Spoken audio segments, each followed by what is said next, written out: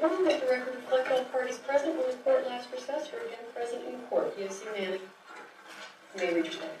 Yes, Your Honor. I wrote this statement in confinement, so I'll start now. Following facts are provided in support of the Providence Inquiry for my court-martial, United States versus PFC Bradley Mannings. Personal facts. I am a 25-year-old private first class in the United States Army, currently assigned to Headquarters and Headquarters Company, HHC, U.S. Army Garrison, USAG, Joint Base Meyer, Henderson Hall, Fort Myer, Virginia. Prior to this assignment, I was assigned to HHC, 2nd Brigade Combat Team, 10th Mountain Division, at Fort Drum, New York. My primary military occupational specialty, or PMOS, is 35 Foxtrot, Intelligence Analyst. I entered active duty status on 2 October 2007. I enlisted with the hope of obtaining both real-world experience and earning benefits under the GI Bill for college opportunities. Facts regarding my position as an intelligence analyst. In order to enlist in the Army, I took the Standard Armed Services Aptitude Battery, or ASVAB. My score on this battery was high enough for me to qualify for any enlisted MOS position. My recruiter informed me that I should select an MOS that complemented my interests outside the military. In response, I told him that I was interested in geopolitical matters and information technology. He suggested I consider becoming an intelligence analyst. After researching the intelligence analyst position, I agreed that this would be a good fit for me. In particular, I enjoy the fact that an analyst would use information derived from a variety of sources to create work products that inform the command of its available choices for determining the best courses of action, or COAs. Although the MOS required a working knowledge of computers, it primarily required me to consider how raw information can be combined with other available intelligence sources in order to create products that assisted the command in its situational awareness, or SA. I assessed that my natural interest in geopolitical affairs and my computer skills would make me an excellent intelligence analyst. After enlisting, I reported to the Fort Meade Military Entrance Processing Station on 1 October 2007. I then traveled to and reported at Fort Leonard Wood, Missouri on 2 October 2007 to begin basic combat training, or BCT. Once at Fort Leonard Wood, I quickly realized that I was neither physically nor mentally prepared for the requirements of basic training. My BCT experience lasted 6 months instead of the normal 10 weeks. Due to medical issues, I was placed in a hold status. A physical examination indicated I sustained injuries to my right shoulder and left foot. Due to those injuries, I was unable to continue basic. During medical hold, I was informed that I may be out-processed from the Army. However, I resisted being chaptered out because I felt I could overcome my medical issues and continue to serve. On 20 January 2008, I returned to basic combat training. This time, I was better prepared, and I completed training on 2 April 2008. I then reported for the MOS-specific Advanced Individual Training, or AIT, on 7 April 2008. AIT was an enjoyable experience for me. Unlike basic training, where I felt different from the other soldiers, I fit in and did well. I preferred the mental challenges of reviewing a large amount of information from various sources and trying to create useful or actionable products. I especially enjoyed the practice of analysis through the use of computer applications and methods I was familiar with. I graduated from AIT on 16 August 2008 and reported to my first duty station, Fort Drum, New York, on 28 August 2008. As an analyst, significant activities, or SIGACts, were a frequent source of information for me to use in creating work products. I started working extensively with SIGACts early after my arrival at Fort Drum. My computer background allowed me to use the tools organic from the Distributed Common Ground System Army, or D6A, computers to create polished work products for the 2nd Brigade Combat Team Chain of Command. The Non-Commissioned Officer in Charge, or NCOIC, of the S2 section, then Master Sergeant David P. Atkins, recognized my skills and potential and tasked me to work on a tool abandoned by a previously assigned analyst, the Incident Tracker. The Incident Tracker was viewed as a backup to the Combined Information Data Network Exchange, or CIDNE, and as a unit historical reference tool. In the months preceding my upcoming deployment, I worked on creating a new version of the Incident Tracker and used SIGACts to populate it. The SIGACts I used were from Afghanistan because at the time our unit was scheduled to deploy to the Logar and Wardak provinces of Afghanistan. Later, our unit was reassigned to deploy to eastern Baghdad, Iraq. At that point, I removed the Afghanistan SIGACs and switched to Iraq SIGACs.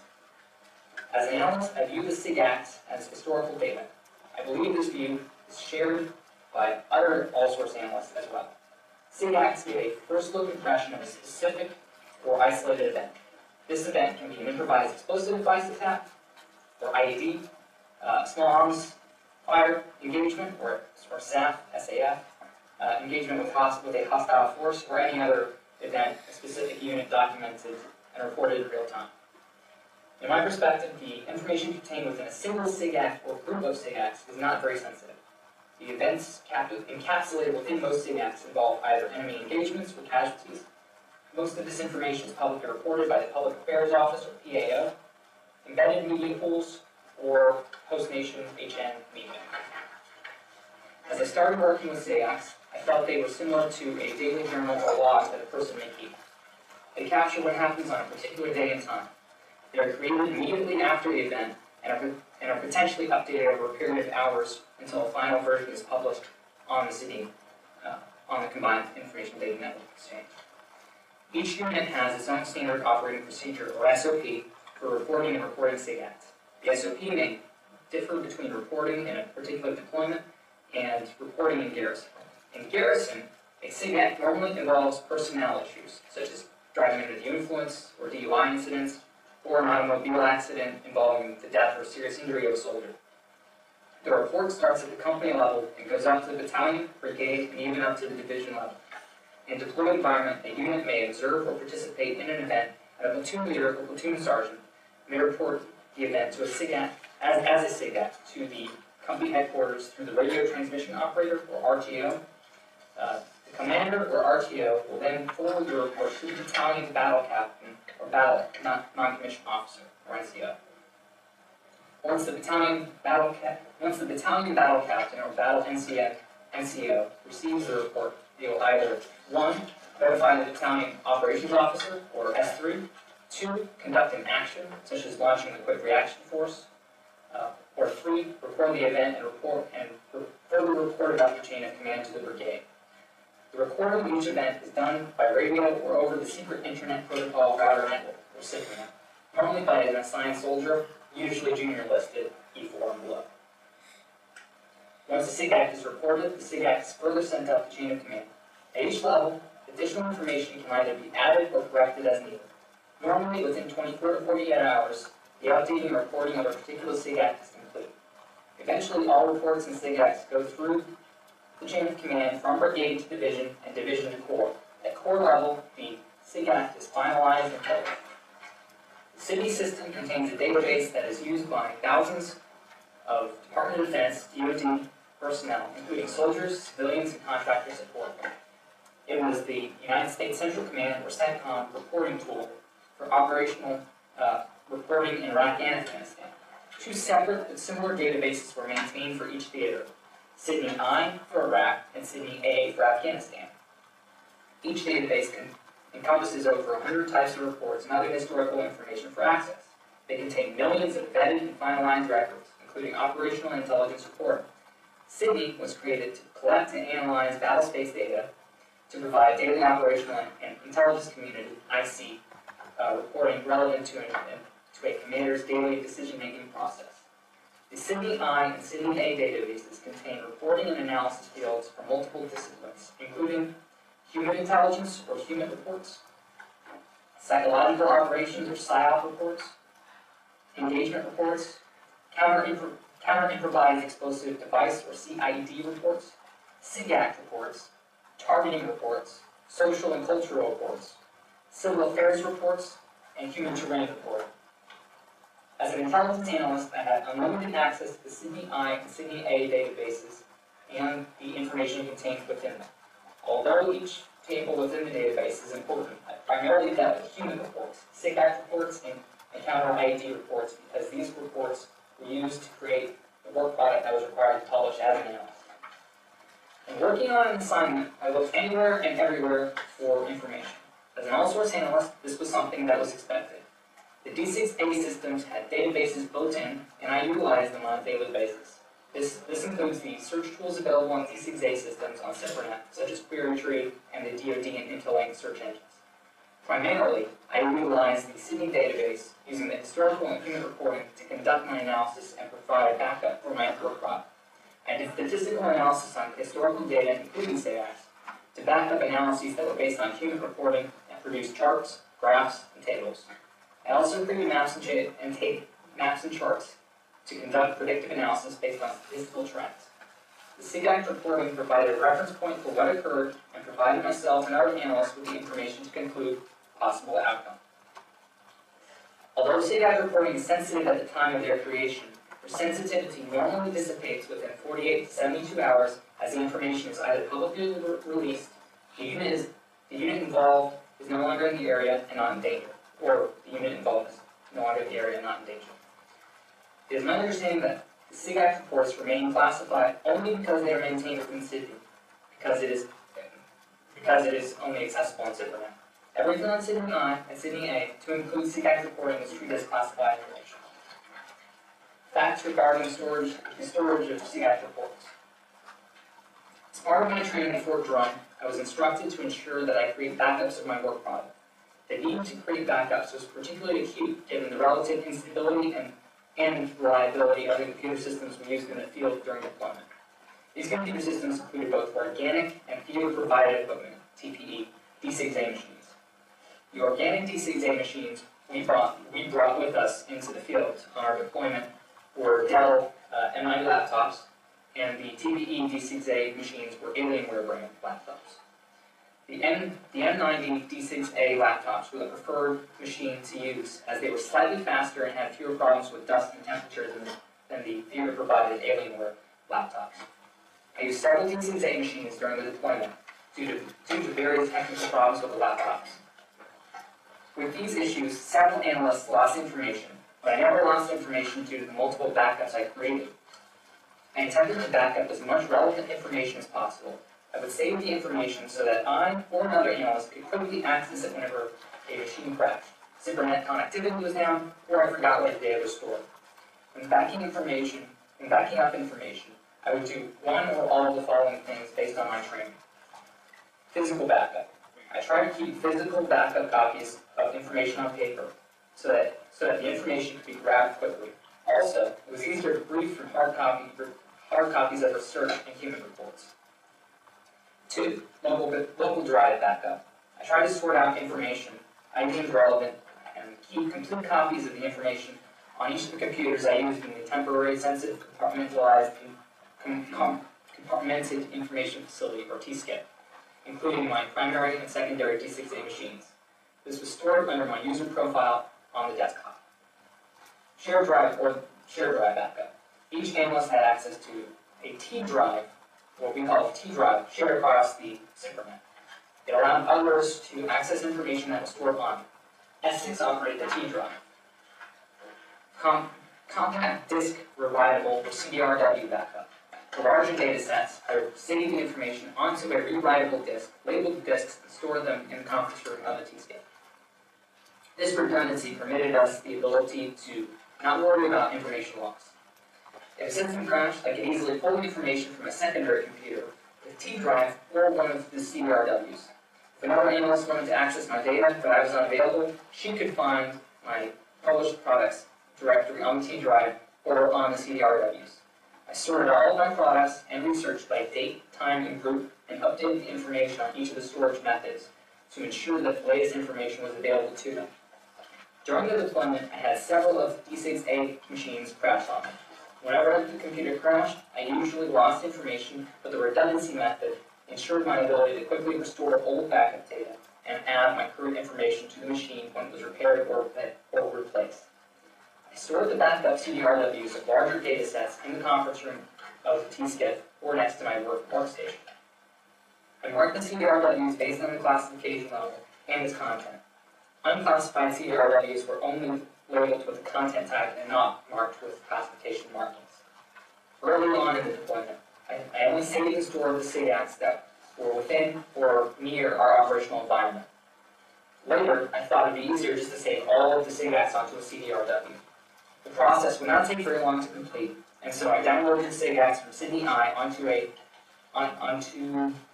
CDRW. After finishing with Sydney I did the same with Sydney A. By retrieving the Sydney I and Sydney A SIGACs, I was able to retrieve the information whenever I needed it, and not rely upon the unreliable and slow internet connectivity needed to pull them. Instead, I could just find the CDRW and open the preloaded spreadsheet. This process began in late December 2009 and continued through early January 2010. I could quickly export 1 month of the SIGAC data at a time and download it in the background as I did other tasks. The process took approximately a week for each table. After downloading the SIGAC tables, I periodically updated them by pulling only the most recent SIGACs and simply copying them and pasting them into the database saved on the CDRW.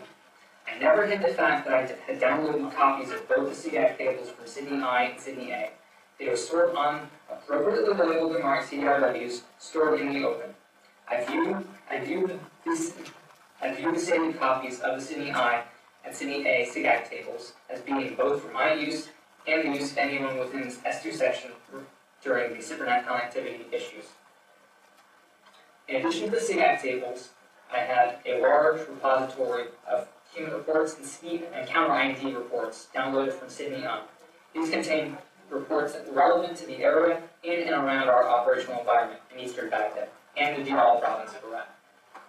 In order to compress the data to fit onto a CDRW, I used a compression algorithm called BZIP2. The program used to compress the data is called WinRAR. WinRAR is an application that is free and can be easily downloaded from the internet via the Non-Secure Internet Relay Protocol Network, or NIPRNet. I downloaded WinRAR on NIPRNet and transferred it to the D6A machine user profile desktop using a CDRW. I did not try to hide the fact that I was downloading WinRAR onto my SIPRNet D6A machine or computer.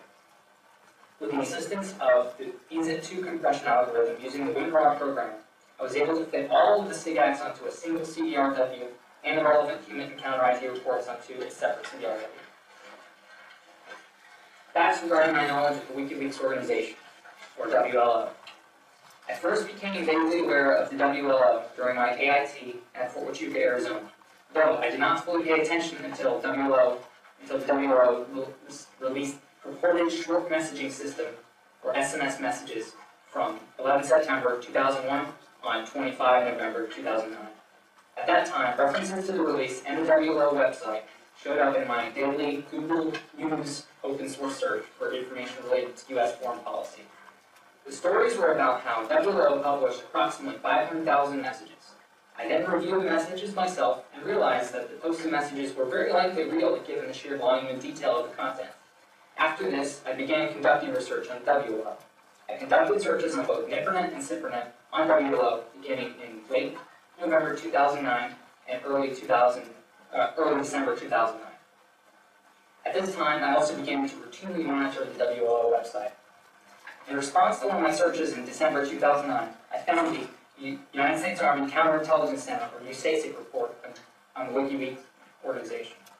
After reviewing the report, I believed that this report was possibly the one that my AIT instructor referenced in early 2008. I may or may not have saved the report on my D6A workstation. I know I reviewed the document on other occasions throughout early 2010 and saved it on both my primary and secondary laptops. After reviewing the report, I continued doing research on WLO. However, based upon my open source collection, I discovered information that contradicted the 2008 USASIC report, including information indicating that, similar to other press agencies, WLO seemed to be dedicated to exposing illegal activities and corruption. WLO received numerous awards and recognition for its reporting activities.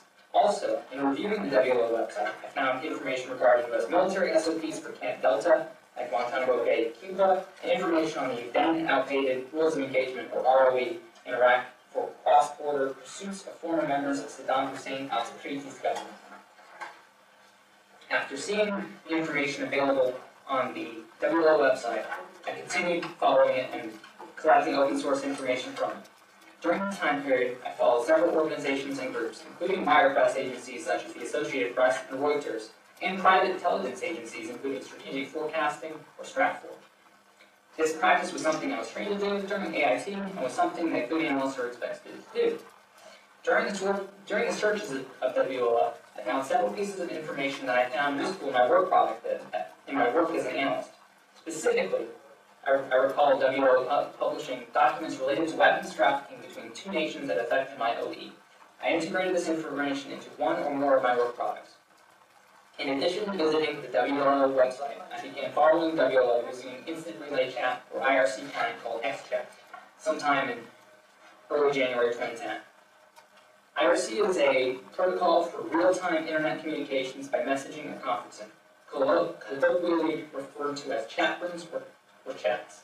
The IRC chat rooms are designed for group communication and discussion forums.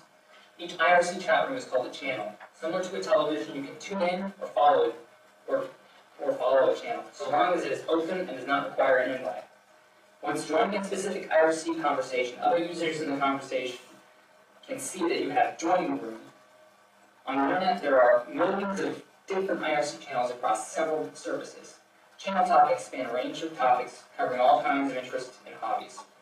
The primary reason for following WLO on IRC was curiosity, particularly in regards to how and why they obtained the SMS messages referenced above. I believed that collecting information on the WLO would assist me in this goal. Initially, I simply observed the IRC conversations. I wanted to know how the organization was structured and how they obtained their data. The conversations I viewed were usually technical in nature, but sometimes switched to a lively debate on issues a particular individual may have felt strongly about. Over a period of time, I became more involved in these discussions, especially when conversations turned to geopolitical events and information technology topics, such as networking and encryption methods. Based on these observations, I would describe the WLO organization as almost academic in nature.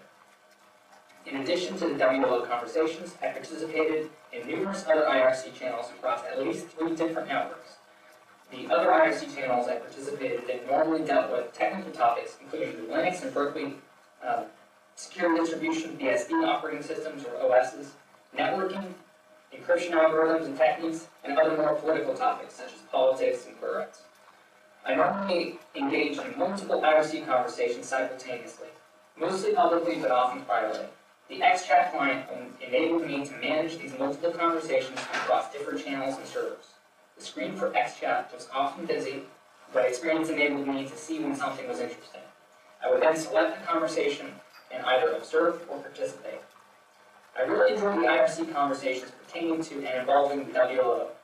However, at some point in late February or early March of 2010, the WLO IRC channel was no longer accessible.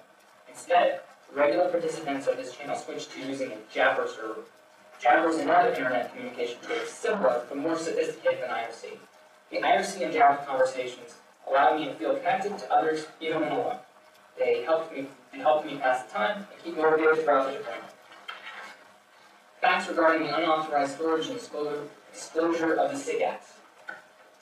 As indicated above, I created copies of the Sydney I and Sydney A SIG Act tables as part of the process of backing up information. At the time I did so, I did not intend to use this information for any purpose other than for backup. However, I later decided to release this information publicly. At that time, I believed, and still believe, that these tables are 2 of the most significant documents of our time. On 8 January 2010, I collected the CDRW I stored in the conference room of the T-skip and placed it into the cargo pocket of my ACU, or Army Combat Uniform. At the end of my shift, I took the CDRW out of the T-skip and brought it to my containerized housing, or CHU. I copied the data onto my personal laptop. Later, at the beginning of my shift, I returned the CDRW back to the conference room of the T-skip. At the time I saved the SIG Acts to my laptop, I planned to take them with me on mid-tour leave and decide what to do with them. At some point prior to my mid-tour leave, I transferred the information from my computer to a secure digital memory card for my digital camera. The SD card for the camera also worked on my computer and allowed me to store the SIG Act tables in a secure manner for transport. I began mid-tour leave on 23 January 2010, flying from Atlanta, Georgia to Reagan National Airport in Virginia. I arrived at home with my aunt, Deborah M. Van Alstyne, in Potomac, Maryland, and quickly got into contact with my then-boyfriend, Tyler R. Watkins. Tyler, then a student at Brandeis University in Walton, Massachusetts, and I made plans for me to visit him in Boston, Massachusetts area. I was excited to see Tyler and planned on talking to Tyler about where our relationship was going and about my time in Iraq. However, when I arrived in the Boston area, Tyler and I seemed to become distant. He did not seem very excited about my return from Iraq. I tried talking to him about our relationship, but he refused to make any plans. I also tried raising the topic of releasing the Sydney I and Sydney A SIGAC tables to the public. I asked Tyler hypothetical questions about what he would do if he had documents that he thought the public needed, or that the public needed access to. Tyler didn't really have a specific answer for me. He tried to answer the question and be supportive, but seemed confused by the question and its context. I then tried to be more specific, but he asked too many questions. Rather than try to explain my dilemma, I decided just to drop the conversation. After a few days in Waltham, I began feeling that I was overstaying my welcome, and I returned to Maryland. I spent the remainder of my time on leave in the Washington, D.C. area. During this time, a blizzard bombarded the Mid-Atlantic, and I spent a significant period of time essentially stuck at my aunt's house in Maryland. I began to think about what I knew and the information I still had in my possession. For me, the SIGACs represented the on-the-ground reality of both the conflicts in Iraq and Afghanistan. I felt we were risking so much for people who seemed unwilling to cooperate with us, leading to frustration and hatred on both sides.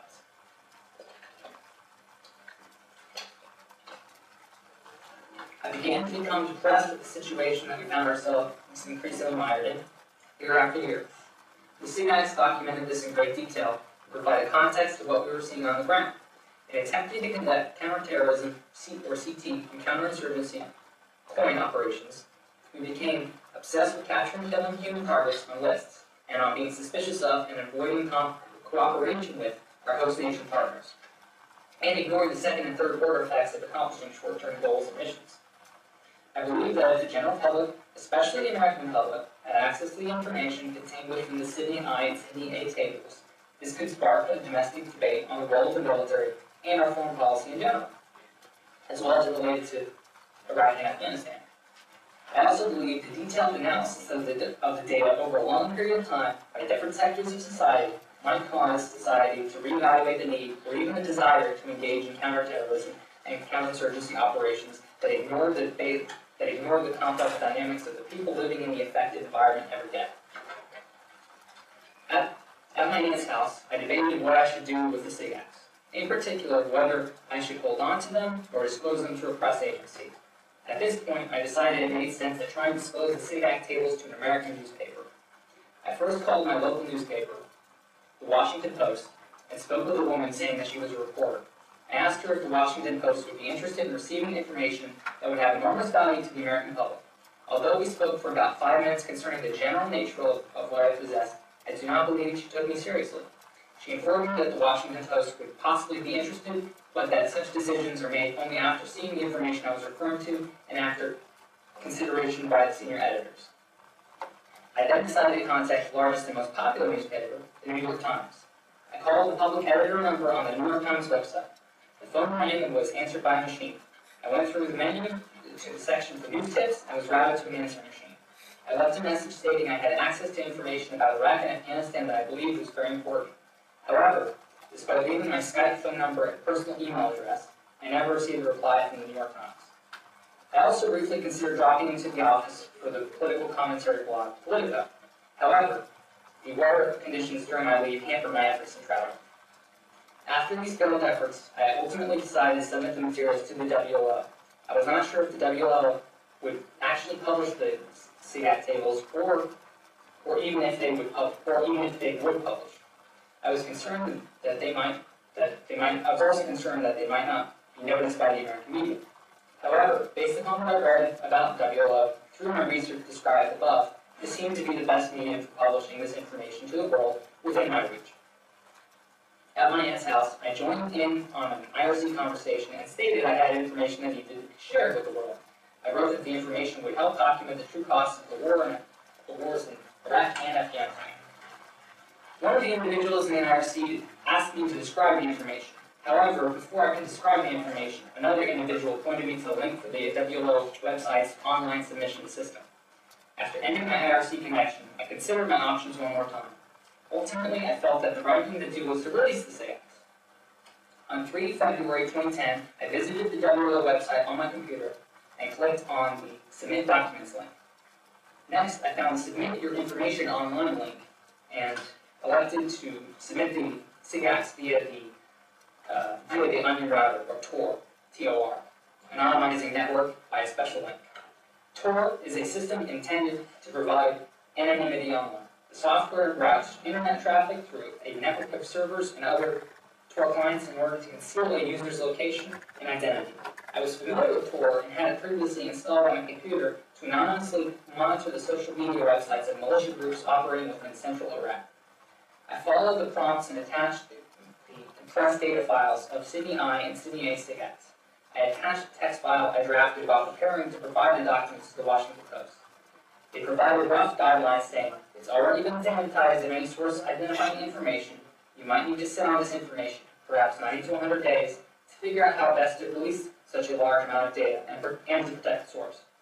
This is possibly one of the more significant documents of our time, removing the fog of war and revealing the true nature of 21st century asymmetric warfare. Have a good day. After sending this, I left the SD card in a camera case at my aunt's house in the event I needed it again in the future.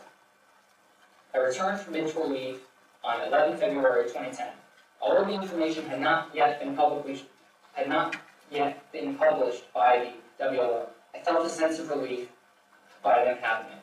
I felt I had accomplished something that allowed me to have a clear conscience based upon what I had seen, read about, and knew were happening in both Iraq and Afghanistan every day. Facts regarding the unauthorized storage and disclosure of 10 Reykjavik 13. I first became aware of the diplomatic cables during my training period in the AIT. I later learned about the Department of State, or DOS, Net-Centric Diplomacy, NCD, portal from the 210 Brigade Combat Team, S2, Captain Stephen Lim. Captain Lim sent a section-wide email to the other analysts and officers in late December 2009, containing the SIPRNet link to the portal, along with the instructions to look at the cables contained within them and to incorporate them into our work product.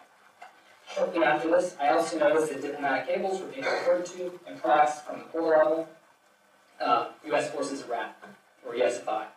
Based upon Captain Lim's direction to become familiar with its contents, I read virtually every published cable concerning Iraq. I also began scanning the database and reading other random cables that piqued my curiosity. It was around this time, in early to mid-January 2010, that I began searching the database for information on Iceland. I became interested in Iceland due to the IRC conversations I viewed in the WLO channel, discussing an issue called IceSave. At this time, I was not very familiar with the topic, but it seemed to be a big issue for those participating in the conversation. This is when I decided to investigate and conduct a few searches on Iceland to find out more. At the time, I did not find anything discussing the IceSave issue, either directly or indirectly. I then conducted an open source search for IceSave. I then learned that Iceland was involved in a dispute with the United Kingdom and the Netherlands concerning the financial collapse of one or more of Iceland's banks. According to open source reporting, much of the public controversy involved the United Kingdom's use of anti-terrorism legislation against Iceland in order to freeze Icelandic assets for payment of the guarantees for UK depositors that lost money. Shortly after returning from mid-tour leave, I returned to the Net-Centric Diplomacy portal to search for information on Iceland and IceSave, as the topic had not abated on the WLO IRC channel. To my surprise, on 14 February 2010, I found the cable 10 Reykjavik 13, which referenced the IceSave issue directly. The cable, published on 13 January 2010, was just over 2 pages in length. I read the cable and quickly concluded that Iceland was essentially being bullied diplomatically by 2 larger European powers. It appeared to me that Iceland was out of viable options and was coming to the U.S. for assistance. Despite their quiet request for assistance, it did not appear we were going to do anything. From my perspective, it appeared we were not getting involved due to the lack of long-term geopolitical benefit to do so. After digesting the contents of 10 Reykjavik 13, I debated on whether this was something I should send to the WLO. At this point, the WLO had not published nor acknowledged receipt of the Sydney I and Sydney A SIGAC tables. Despite not knowing if the SIGACs were a priority for the WLO, I decided the cable was something that would be important, and I felt I might be able to right along by having them publish this document.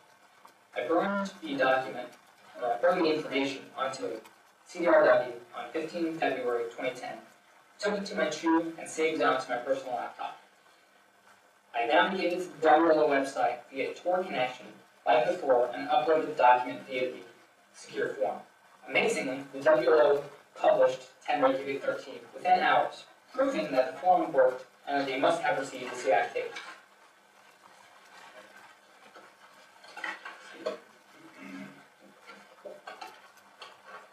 Facts regarding the unauthorized storage and disclosure of the 12 July 2007 Aerial Weapons Team, or AWT, video. During the mid-February 2010 timeframe, 2nd Brigade Combat Team, 10th Mountain Division, targeting analyst, then specialist Joy W. Sherman, and others discussed a video that Ms. Sherman had found on the T-Tribe. The video depicted several individuals being engaged by an aerial weapons team. At first, I did not consider the video very special, as I had viewed countless other war-torn type videos depicting combat. However, the recorded audio comments by the aerial weapons team crew and the second engagement in the video of an unarmed Bongo truck troubled me. Ms. Sherman and a few other analysts and officers in the T-Skit commented on the video and debated whether the crew violated the rules of engagement, or ROE, in the second engagement. I shied away from this debate, instead conducted some research on the event. I wanted to learn what happened and whether there was any background to the events of the day that the event occurred, 12 July 2007. Using Google, I searched for the event by its date and general location. I found several news accounts involving 2 Reuters employees who were killed during the aerial weapons team's engagement. Another story explained that Reuters had requested for a copy of the video under the Freedom of Information Act, or FOIA. Reuters wanted to view the video in order to be able to understand what had happened and to improve their safety practices in combat zones. A spokesperson for Reuters was quoted saying that the video might help avoid the reoccurrence of the tragedy and believed there was a compelling need for the immediate release of the video. Despite the submission of the FOIA request, the news account explained that CENTCOM replied to Reuters stating that they could not give a time frame for considering the FOIA request, and that the video might no longer exist.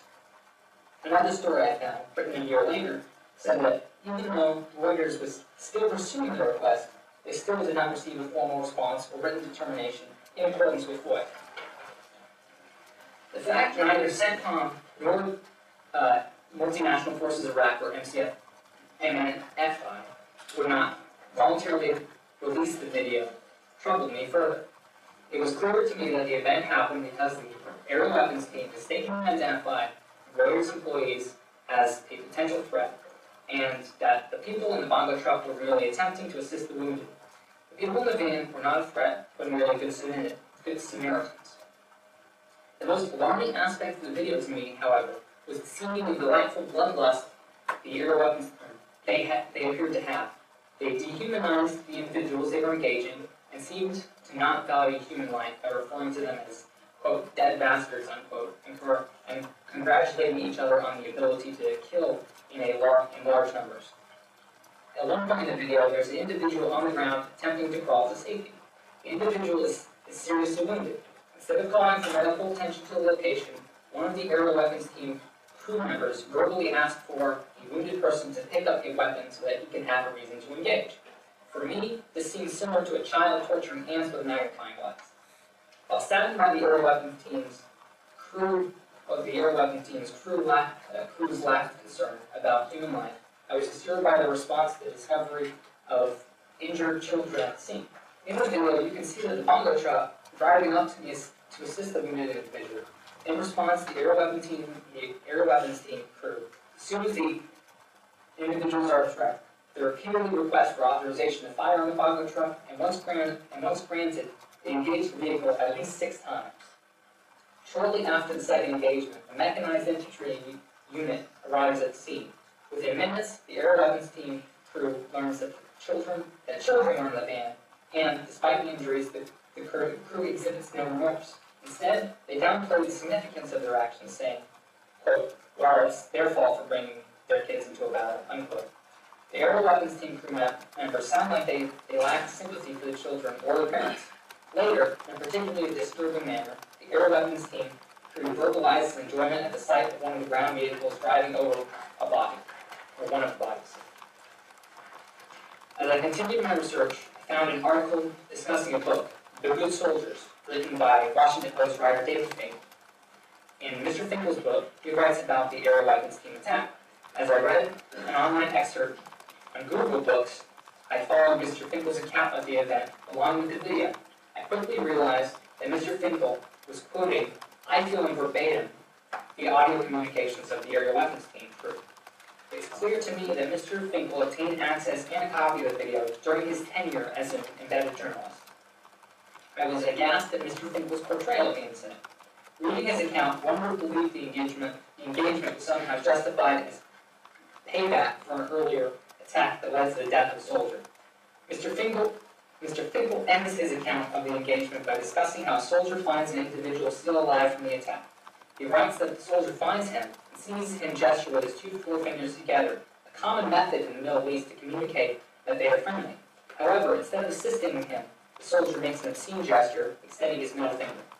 The individual apparently dies shortly thereafter. Reading this, I can only think of how this person was simply trying to help others, and then quickly finds he needs help as well. To make matters worse, in the last moments of his life, he continues to express his friendly intent, only to find himself receiving this well-known gesture of unfriendliness. For me, it's all a big mess, and I'm left wondering what these things mean and how it all fits together, and it burdens me emotionally. I saved a copy of the video on my workstation. I searched for and found the rules of engagement, annexes, and a flowchart from the 2007 time period, as well as an unclassified rules of engagement smart card from 2006.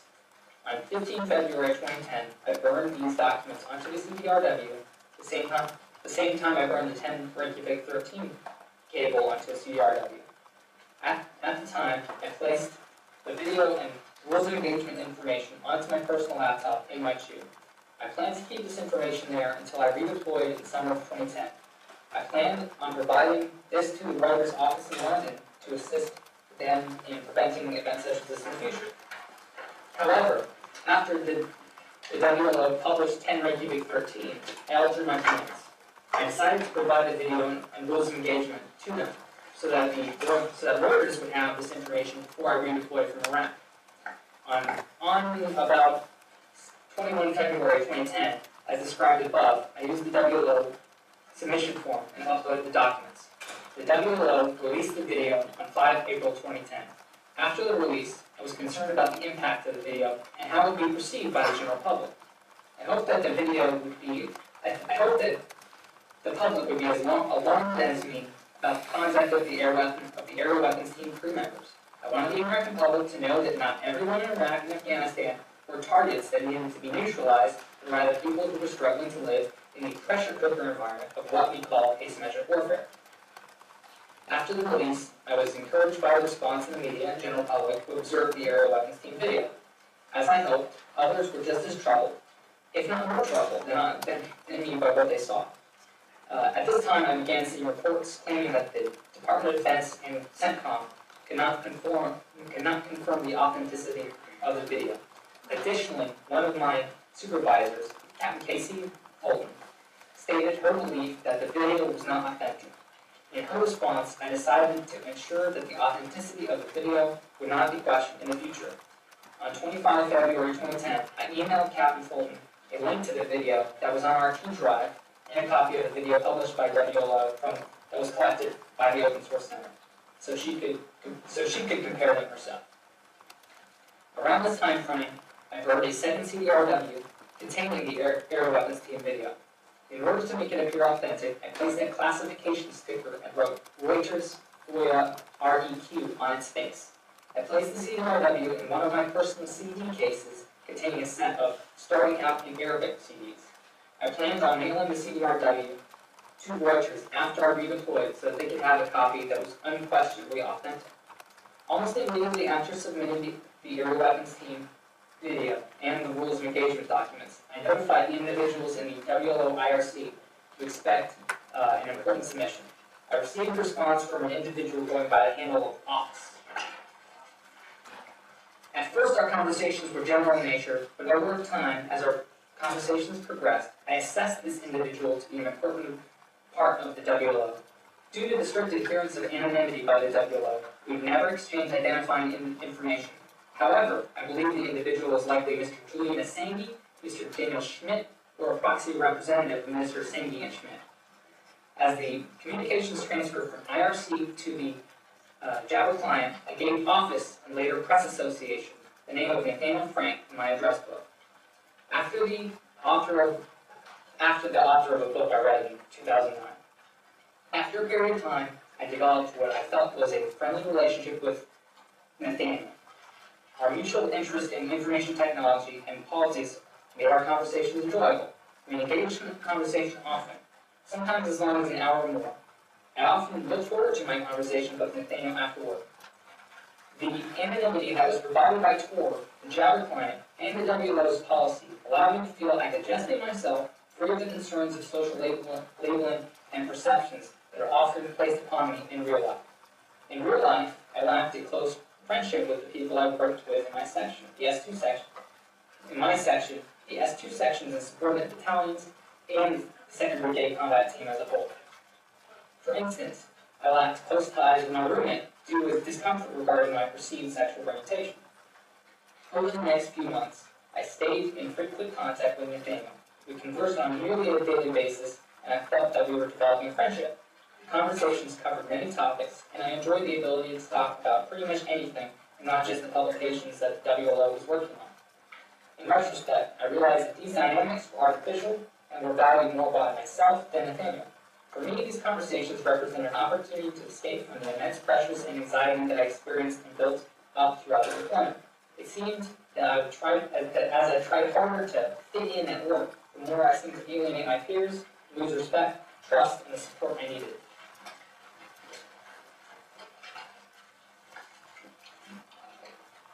Facts regarding the unauthorized storage and disclosure of documents related to the detainments by the Iraqi Federal Police, or FP, the detainee assessment briefs, and the USASIC, the United States Army Counterintelligence Center report. On 27 February 2010, a report was received from a subordinate battalion. The report described an event in which the Federal Police obtained, or FP, detained 15 individuals for printing anti-Iraqi literature. By 2 March 2010, I received instructions from an S3 section officer in the 2nd Brigade Combat Team 10th Mountain Division Tactical Operations Center, or TOP, to investigate the matter and figure out who these, quote, bad guys, unquote, were, and how significant this event was for the Federal Police. Over the course of my research, I found that none of the individuals had previous ties with anti-Iraqi actions or suspected terrorist or militia groups. A few hours later, I received several photos from the scene from the subordinate battalion. They were accidentally sent to an officer on a different team in the S2 section, and she forwarded them to me. These photos included pictures of the individuals, pallets of unprinted paper, and sealed copies of the final printed material, or printed document, and a high-resolution photo of the printed material itself. I printed a blown-up copy of the high-resolution photo and laminated it for ease of use and transfer. I then walked to the top and delivered the laminated copy to our Category 2 interpreter. She reviewed the information and about half an hour later delivered a rough-written transcript in English to the S2 section. I read the transcript and followed up with her, asking her for her take on the contents. She said it was easy for her to transcribe verbatim since I blew up the photograph and laminated it. She said the general nature of the document was benign. The documentation, as I assessed as well, was merely a scholarly critique of the then current Iraqi Prime Minister, Nouri al-Maliki. It detailed corruption within the cabinet of al-Maliki's government and the financial impact of this corruption on the Iraqi people. After discovering this discrepancy between the Federal Police's report and the interpreter's transcript, I forwarded this discovery to the TOC OIC and valid NCOIC. The TOC OIC and the overhearing battle captain informed me that they didn't need or want to know this information anymore. They told me to, quote, drop it, unquote, and to just assist them and the federal police in finding out where and more of these print shops creating, quote, anti-Iraqi literature, unquote, might be. I couldn't believe what I heard, and I returned to the TCF and complained to the other analysts in my section in CYC about what happened. Some were sympathetic, but no one wanted to do anything about it. I am the type of person who likes to know how things work, and as an analyst, this means I always want to figure out the truth. Unlike other analysts in my section or other sections within 2nd Brigade Combat Team, I was not satisfied with just scratching the surface and producing canned or cookie-cutter assessments. I wanted to know why something was the way it was and what we could do to correct or mitigate a situation. I knew that if I continued to assist Baghdad Federal Police in identifying the political opponents of Prime Minister al-Maliki, those people would be arrested and in the custody of the special unit of the Baghdad Federal Police, very likely tortured and not seen again for a very long time, if ever. Instead of assisting the special unit of the Baghdad Federal Police, I decided to take the information and dispose it to the WLO in the hope that, before the upcoming 7th March 2010 election, they could generate some immediate press on the issue and prevent this unit of the federal police from continuing to crack down on political opponents of al-Maliki. On 4 March 2010, I burned the report, the photos, the high-resolution copy of the pamphlet, and the interpreter's handwritten transcript onto a CDRW. I took the CDRW to my shoe and copied the data onto my personal computer. Unlike the times before, instead of uploading the information through the WLO website's submission form, I made a secure file transfer protocol where SFTP connects to a cloud Dropbox operated by the WLO. The Dropbox contained a folder that allowed me to upload directly into it. Saving files into this directory allowed anyone with login access to the server to view and download them. After uploading these files to the WLO on 5 March 2010, I notified Nathaniel over Jabber. Although sympathetic, he said that the WLO needed more information to confirm the event in order for it to be published or to be interested in the international media. I attempted to provide these specifics, but to my disappointment, the WLO website chose not to publish this information. At the same time, I began sifting through information from the U.S. Southcom, or U.S. Southern Command, or Southcom, and Joint Task Force Guantanamo, Cuba, or JTF, GTMO. The thought occurred to me, although unlikely, that I wouldn't be surprised if the individuals detained by the federal police might be turned over back into U.S. custody and ending up in the custody of Joint Task Force Guantanamo. As I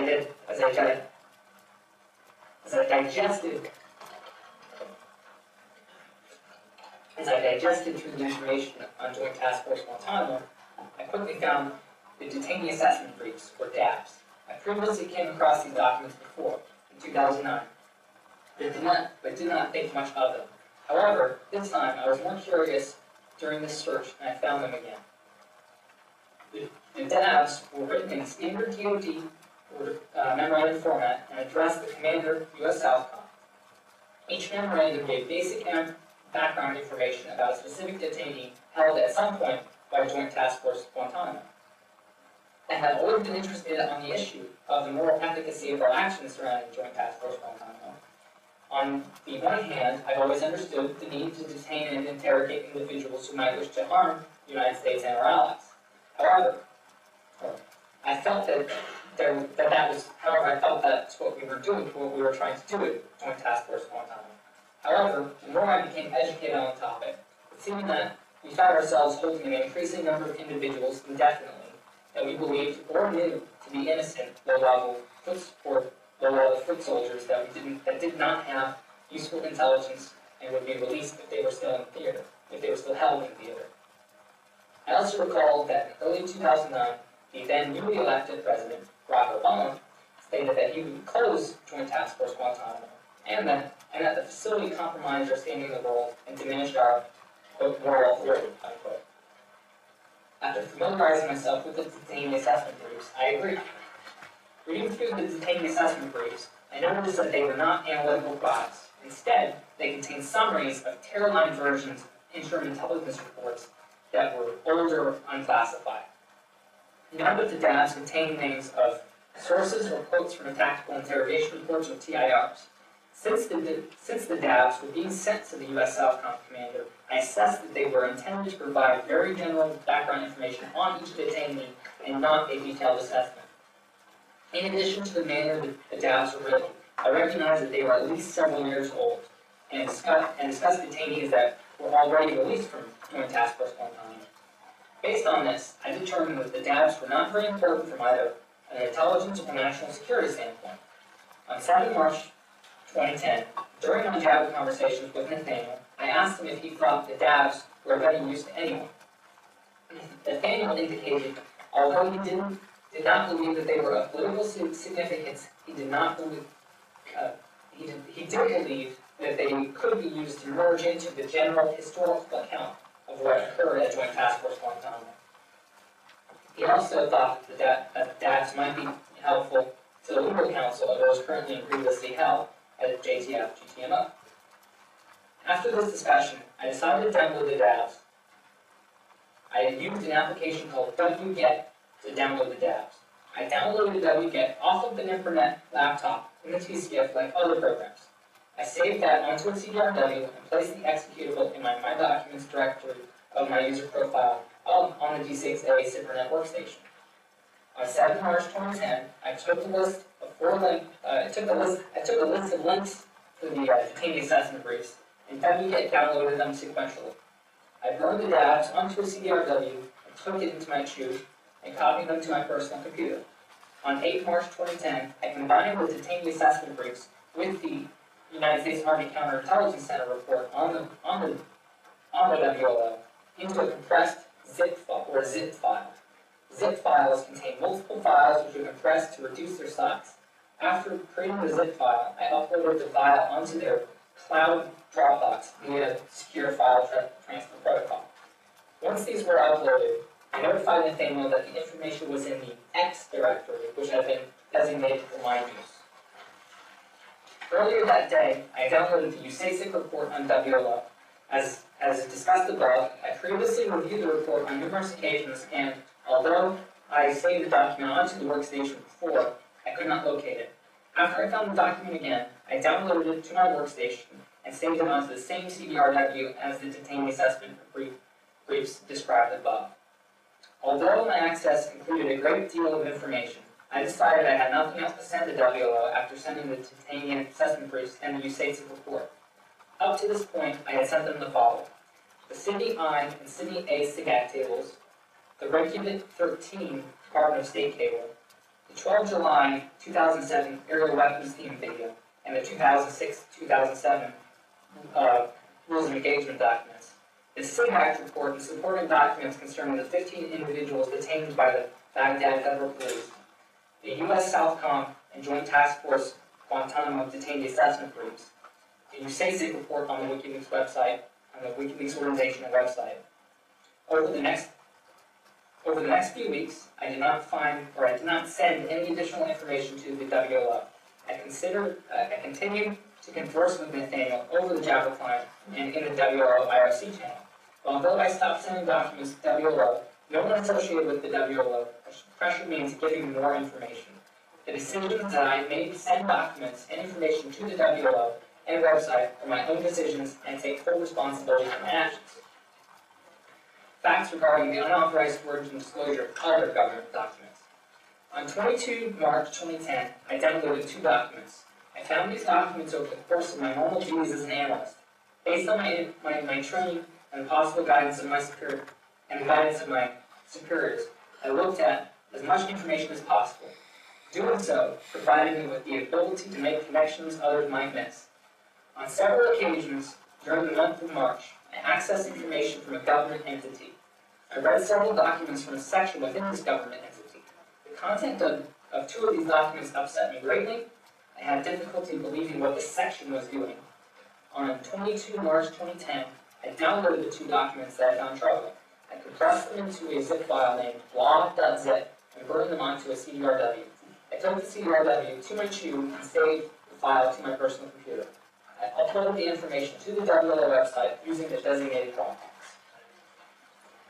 facts regarding the unauthorized storage and disclosure of the net-centric diplomacy Department of State cables. In late March of 2010, I received a warning over Jabber from Nathaniel that the WLO website would be publishing the aerial weapons team video.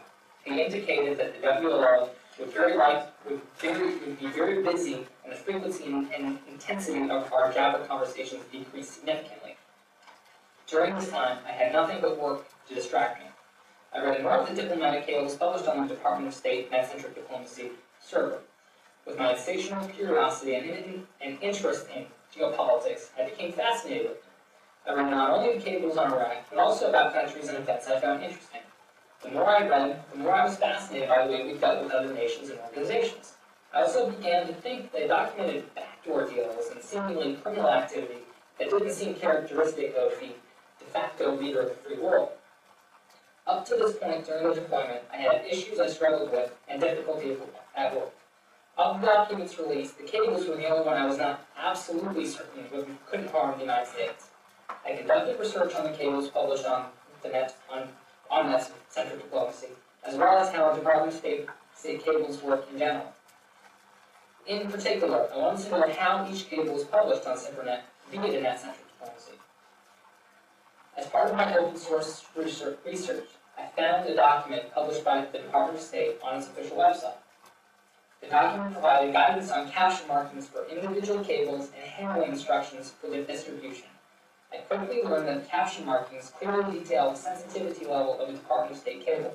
For example, no dis or no distribution was used for messages of the highest sensitivity and were only distributed to the authorized recipients.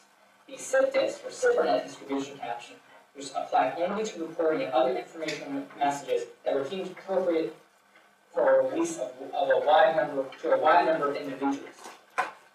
According to the Department of State guidance for a cable to have the SIP dis caption, it could not include other captions that were intended to limit distribution. The SIP dis caption was only for information that could be shared with anyone with access to SIPRNet. I was aware that thousands of military personnel, DoD, Department of State, and other civilian agencies have easy access to the cables. The fact that the SIP dis caption was only for wide distribution made sense to me, given that the vast majority of the net-centric diplomacy cables were not classified. The more I read the cables, the more I came to the conclusion that this was the type of information that should be should become public. I once read and used a quote on open diplomacy written after the First World War, and how the world would be a better place if states would avoid making secret pacts and deals with and against each other. I thought these cables were a prime example of the need for a more open diplomacy. Given all the Department of State information I read, the fact that most of the cables were unclassified, and that all the cables had the SIP dis caption, I believe that the public release of these cables would not damage the United States.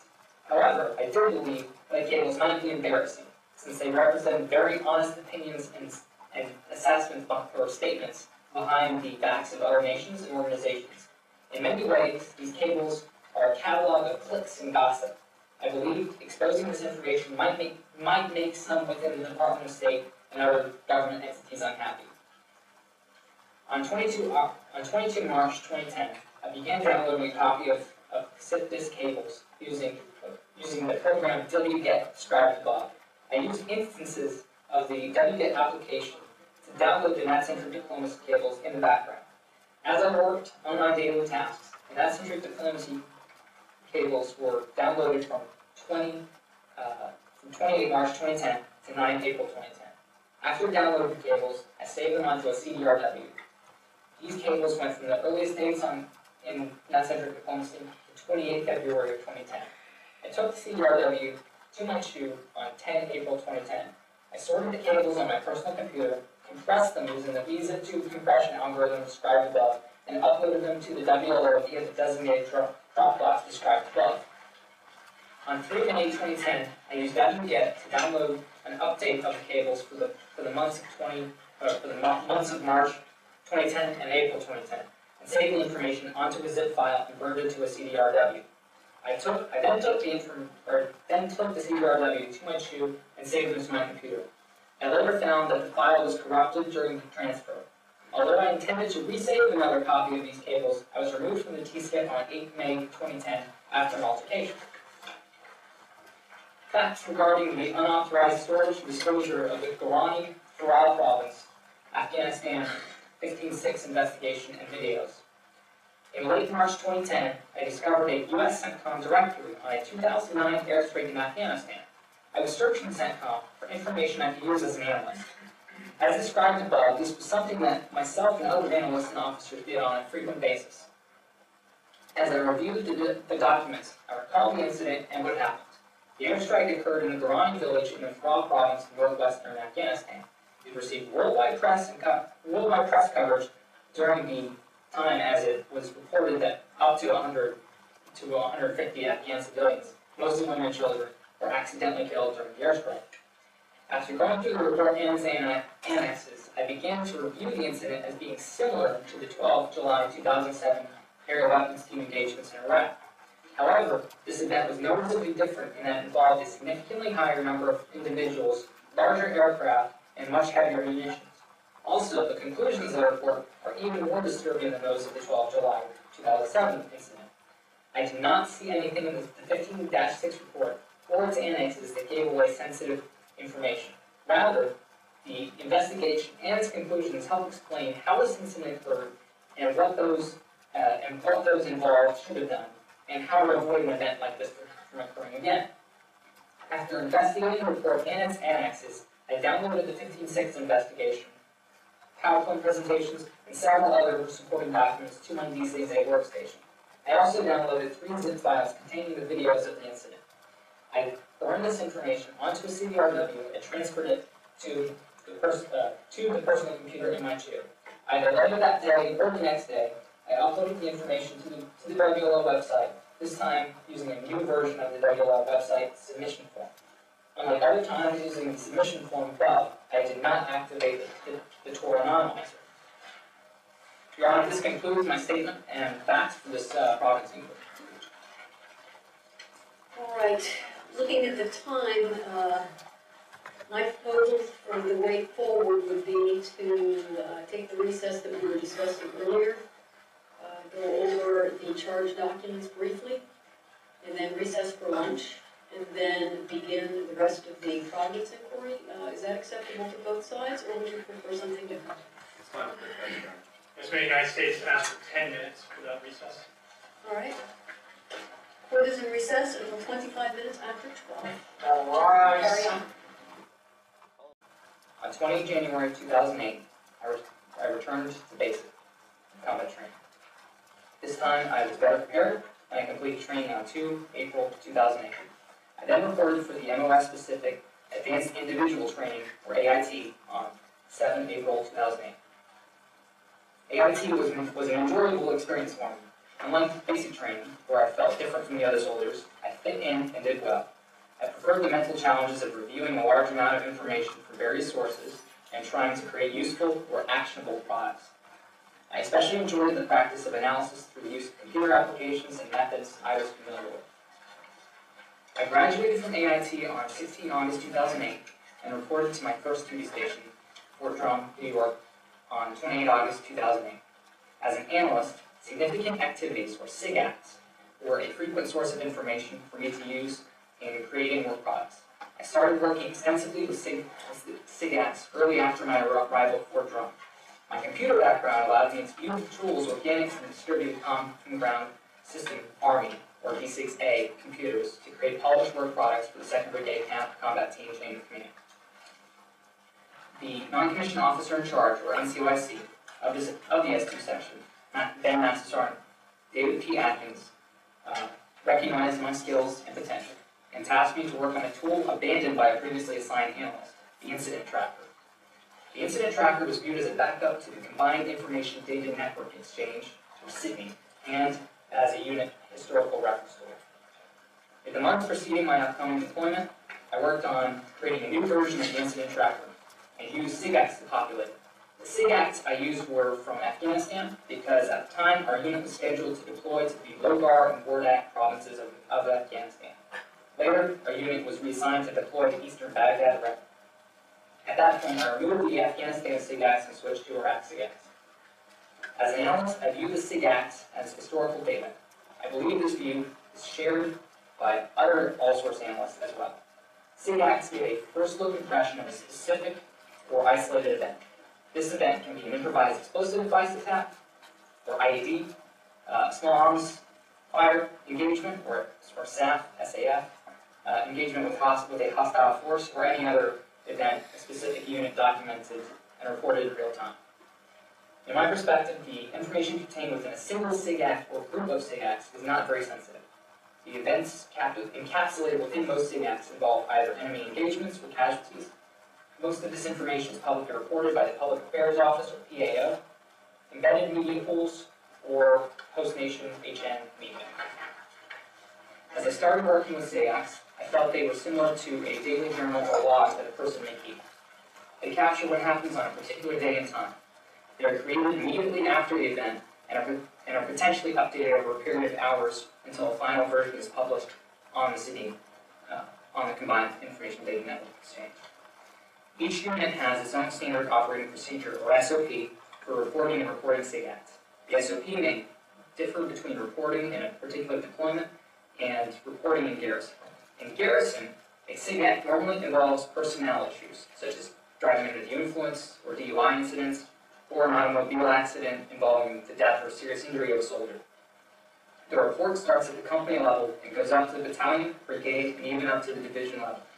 In a deployed environment, a unit may observe or participate in an event, and a platoon leader or platoon sergeant may report the event to a SIGAC, as a SIGAC, to the company headquarters through the radio transmission operator, or RTO.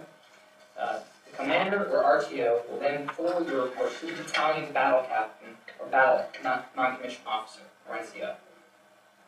Once the battalion battle captain, or battle NCO, receives the report, they will either 1. Notify the battalion operations officer, or S3, 2. Conduct an action, such as launching a quick reaction force, or 3. Record the event and further report it up the chain of command to the brigade. The recording of each event is done by radio or over the Secret Internet Protocol Router Network, or SIPRNet, normally by an assigned soldier, usually junior listed, E4 and below. Once the SIGAC is reported, the SIGAC is further sent up the chain of command. At each level, additional information can either be added or corrected as needed. Normally, within 24 to 48 hours, the updating and reporting of a particular SIGAC is complete. Eventually, all reports and SIGACs go through. All rise. Please be seated.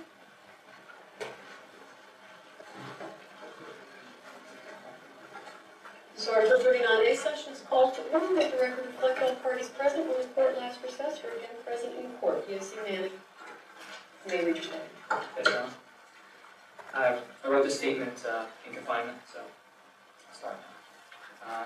Following facts are provided in support of the Providence Inquiry for my court-martial, United States versus PFC Bradley Mannings. Personal facts. I am a 25-year-old private first class in the United States Army, currently assigned to Headquarters and Headquarters Company, HHC, U.S. Army Garrison, USAG, Joint Base Meyer, Henderson Hall, Fort Myer, Virginia. Prior to this assignment, I was assigned to HHC, 2nd Brigade Combat Team, 10th Mountain Division, at Fort Drum, New York. My primary military occupational specialty, or PMOS, is 35 Foxtrot, Intelligence Analyst. I entered active duty status on 2 October 2007. I enlisted with the hope of obtaining both real-world experience and earning benefits under the GI Bill for college opportunities. Facts regarding my position as an intelligence analyst. In order to enlist in the Army, I took the Standard Armed Services Aptitude Battery, or ASVAB. My score on this battery was high enough for me to qualify for any enlisted MOS position. My recruiter informed me that I should select an MOS that complemented my interests outside the military. In response, I told him I was interested in geopolitical matters and information technology.